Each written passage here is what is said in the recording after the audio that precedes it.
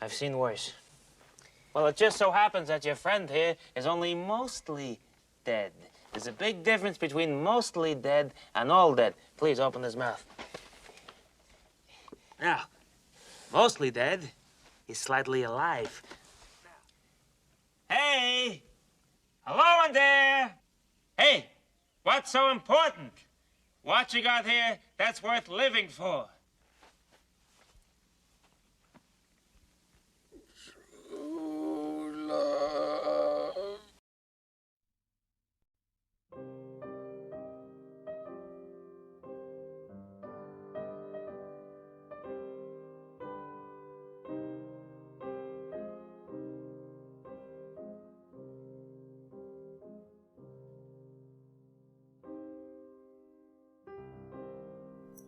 Hello there, and welcome once again.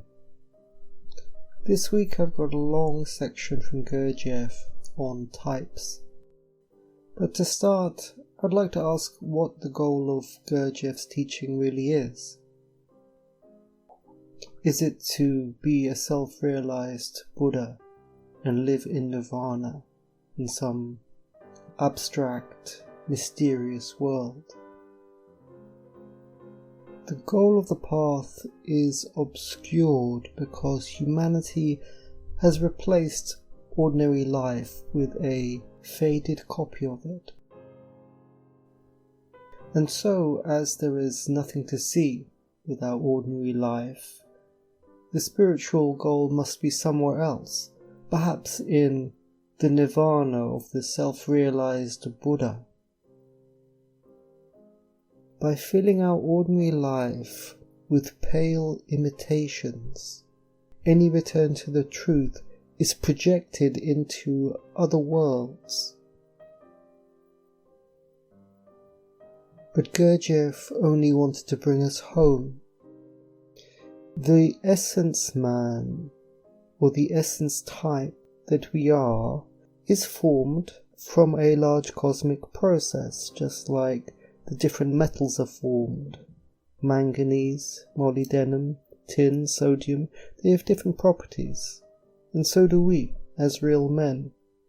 But they are profoundly obscured by the mist life that is regulated in us by living in this strange world, a world so asleep that the people here have started to think this as normal.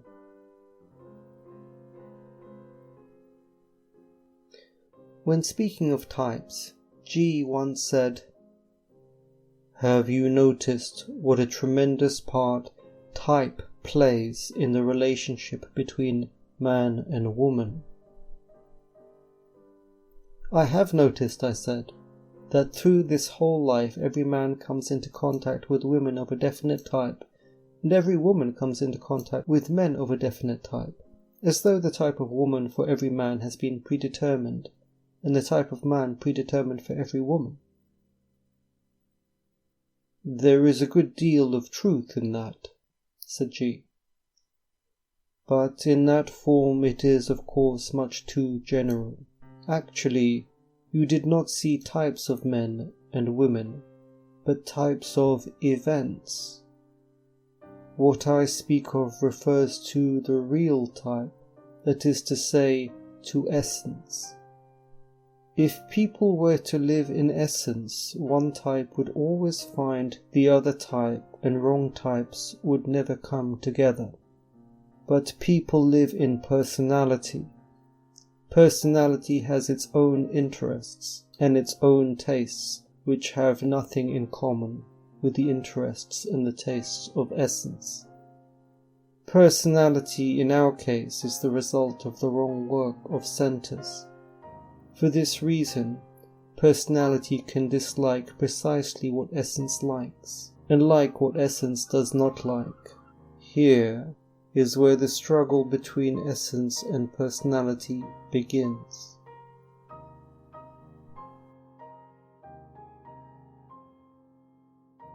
In my own work, I've continued with the fusion practice from Mantak Chia, and associated with it somehow, I have these strange dream experiences. Years ago, I was occasionally aware that I was lucid, I was conscious inside my dreams. But it is different now. Now I am fully present and active, and I talk. In fact, in the last two experiences, one again with a romantic situation with a woman, I ended up having an argument with her. And in a second one, I met again some teachers from Mantak Chia who came to find me. And speaking to them, I came to the conclusion that I was not very interested in energy work because I didn't think that there was anything better than life. In other words, that we are put into a world and we are to work it, and always wanting strange spiritual gifts. Well, where can it take you? Even if it takes you into a higher world, once again, there is a field to be ploughed, so the joy is only of returning to one's type and to living a proper life as was intended. The other thing about these experiences in the dreams is that I always simply tell the truth and I don't have a lot of conflict or questions about it. Gurdjieff says, "Essence knows what it wants, but cannot explain it. Personality does not want to hear of it and takes no account of it. It has its own desires, and it acts in its own way. But its power does not continue beyond that moment. After that, in some way or other, the two elements have to live together. And they hate one another. No sort of acting can help here. In one way or another, essence or type gains the upper hand and decides. In this case, nothing can be done by reason or calculation, neither can so-called love help, because in the real meaning of the word, mechanical man cannot love. With him, it loves, or it does not love." So it's very clear that our situation is of a fallen structure. It is always difficult to deal with decline because you wish to maintain a high position, but in truth a master must be able to go up and down easily. He must be able to work again with his hands and do the dirty work, and to braid together once again what is in the center. Only in that way can you guarantee your stay at the summit. And I was thinking actually about the story of Adam and Eve, about this deception and this break into knowledge that stole them out of the Garden of Eden. Well, this is a highly idealistic picture, because in fact, in order to maintain a ship, you have to maintain all the parts, and that maintenance never really ends. You have to be able to go up and down the octave, to do the highest work, the middle work, and the lowest work, continuously. Only such a man can be octave man. Only such a man can then be reborn into a higher world, where presumably things will be easier. Continuing with Gurdjieff, he says, "At the same time, sex plays a tremendous role in maintaining the mechanicalness of life. Everything that people do is connected with sex. Politics, religion, art, the theatre, music is all sex. Do you think people go to the theatre or to church to pray, or to see some new play? That is only for the sake of appearances. The principal thing, in the theatre as well as in church, is that there will be a lot of women or a lot of men. This is the centre of gravity of all gatherings. What do you think brings people together in cafes, restaurants, fêtes? One thing only. It is the principal motive force of all mechanicalness. All sleep, all hypnosis depends upon it. You must try to understand what I mean. Mechanicalness is especially dangerous when people try to explain it by something else and not by what it really is. When sex is clearly conscious of itself and does not cover itself up by anything else, it is not the mechanicalness about which I am speaking. On the contrary, sex which exists by itself is not dependent on anything else and is already a great achievement. But the evil lies in this constant self-deception. Yes, in other words, we live in a world of imitations, and the imitations come from the fragmentation of the identity of people, which works exactly like a shattered mirror. Inside people are these fragmented, half-seen identities, and thus they create the world. The answer to which work needs to be done is that the work needs to be done lower down. That is the answer. But people like to stay in their shattered identities. They like to stay up. They like to stay in their personality. They like to talk about their thoughts and their feelings and their identities. But the answer is beneath the level of the head. It is only there that it can be rewoven together, like a bodice being pulled tight.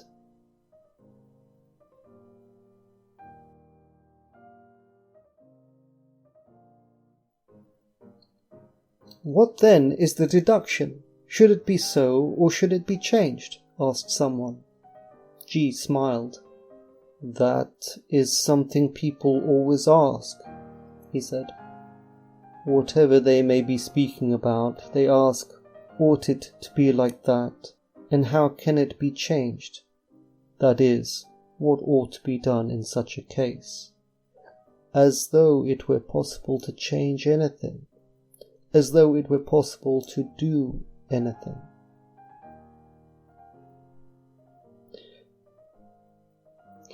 Here once again we see Gurdjieff saying those things that you think you can do, it's not there that the real work of the path happens. It is in a different place.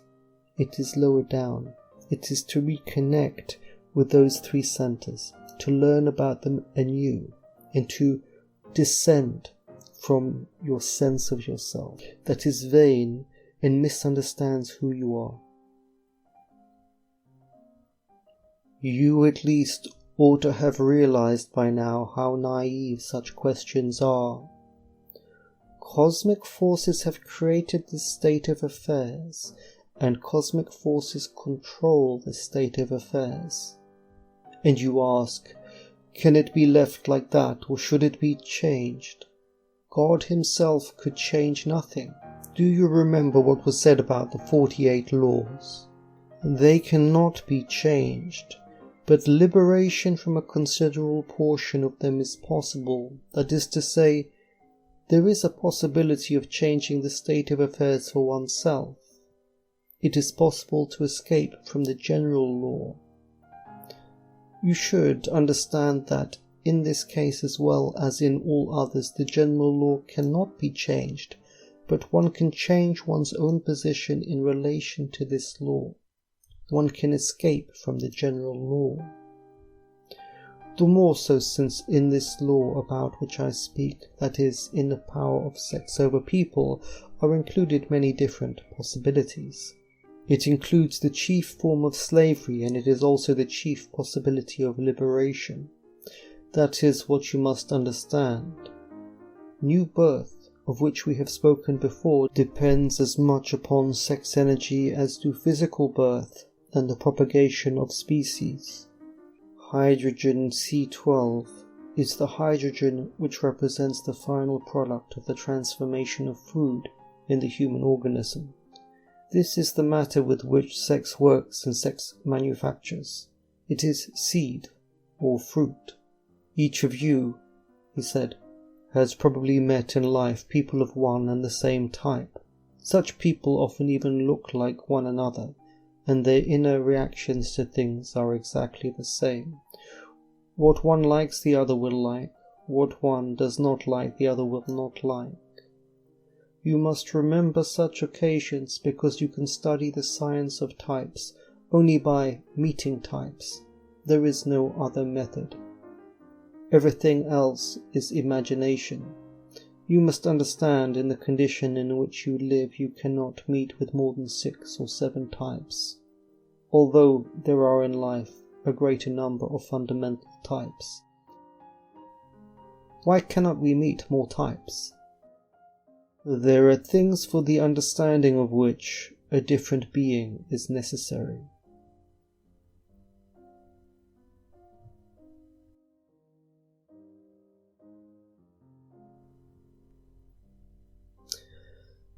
So if we go back to last week, Gurdjieff was asked if a wave of emotion could by itself transform us onto the path. And he said, no, that's not possible, because the ability of your centers cannot be changed by a wave of emotion. And I was thinking this morning about, going to the gym and pumping weights. That's a very one-dimensional view of our body and of moving. The body can dance, the body can use a pickaxe, the body can be a seamstress, yes, the body can pump iron, but it can do Tai Chi. It has many different rhythms and possibilities. The body is really unknown to people who are very mechanical. And to turn your body into a wonderful and beautiful instrument, now that is a good journey to take. I'm going to read a couple of bits out from Kenneth Walker. He says, Gurdjieff was in Paris and Ouspensky was in London. So it was with the latter that I learnt the system of knowledge which Gurdjieff had brought back to Russia from his years of wandering in the East.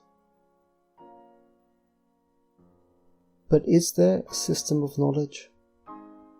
There is not. There is only doing. Doing is when one idea is given to you, and then you go and do it with your body and your feelings. Just one idea. It forces you to put aside your bullshit and to learn something new, to create something new inside of you. And that is from one idea, one line. And that is Gurdjieff's teaching. But of the many people who are interested in Gurdjieff's teaching, nearly all of them are interested in a system of knowledge. If on this planet you saw that years ago maybe 1 million people could produce all the energy that was required, but today there are 8,000 million people on the planet, so each one must be 8,000 times less productive than in previous eras. And perhaps you thought that this is not going in the right direction and maybe we need to start again. What would be the means to remove human beings from the surface of the planet? What would you do? People have many ways of defending themselves. One is in their relationships and marriages, in their families, in their nations, in their races. You would have to break all of that up to atomize people. Even without those structures, people would mind their own business and do their life. So there would have to be some way you could interact with them directly and constantly to empty all the roots of being part of good old duty. And if those things happened, then you could empty all the energy from them, and soon they would vanish from the surface of the planet. And so, clear-eyed Ea, saying nothing to his father Anu, nor to the Lord the great Enlil, nor to the spreader of happiness Nemuru, nor even to the underworld prince Enwar, called to him his son Ubaratat, said to him, Build thyself a ship, take with thee thy near ones, and what birds and beasts thou will. Irrevocably have the gods resolved to flood the land of Shurupak.